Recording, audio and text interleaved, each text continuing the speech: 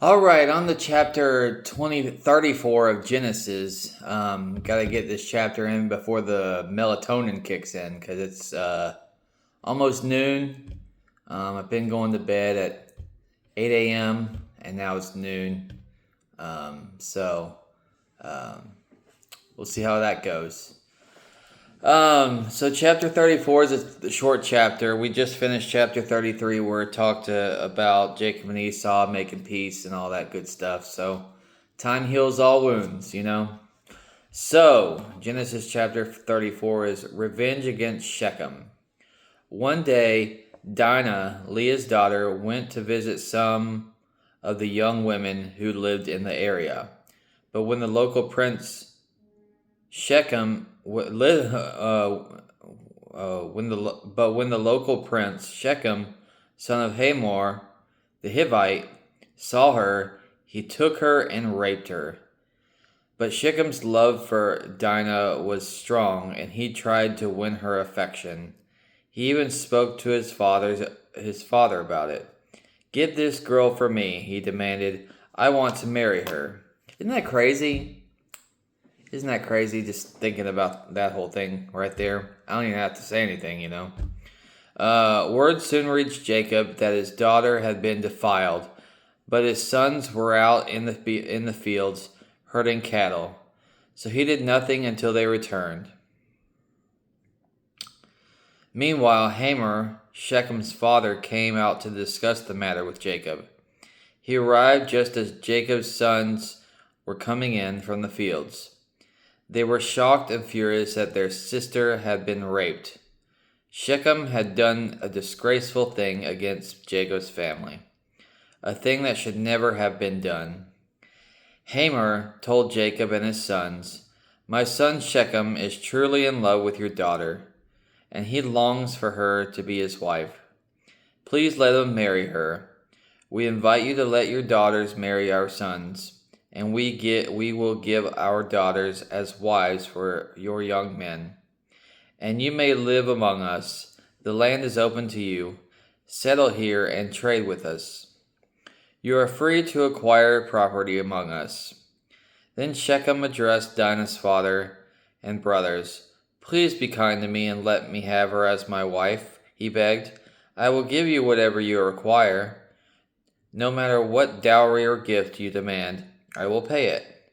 Only give me the girl as my wife. Man, this is interesting. Sorry, I'm gonna turn the brightness up always on this thing. I'm not prepared. So even though he raped her, he's still trying to marry her and get the family's approval. Which is a crazy thought process, you know. But Dinah's brothers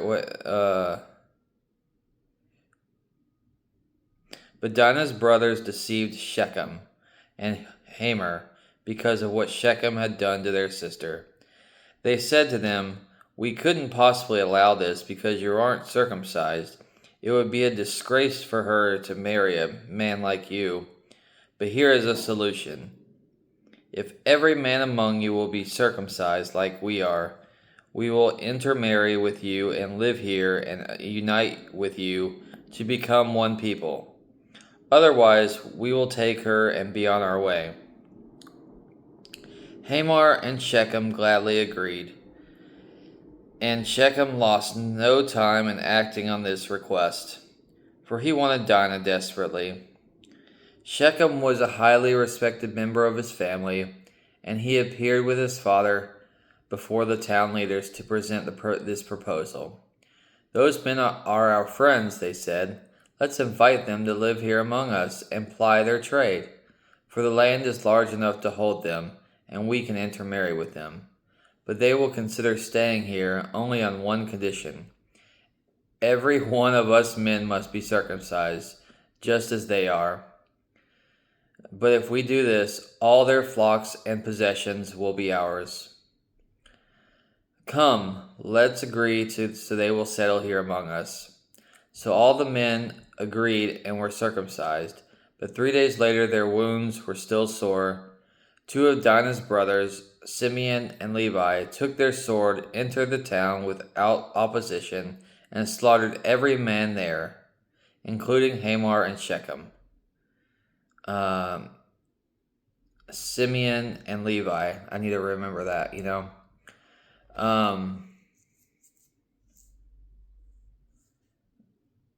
Sorry, I'm getting a phone call right in the middle of this.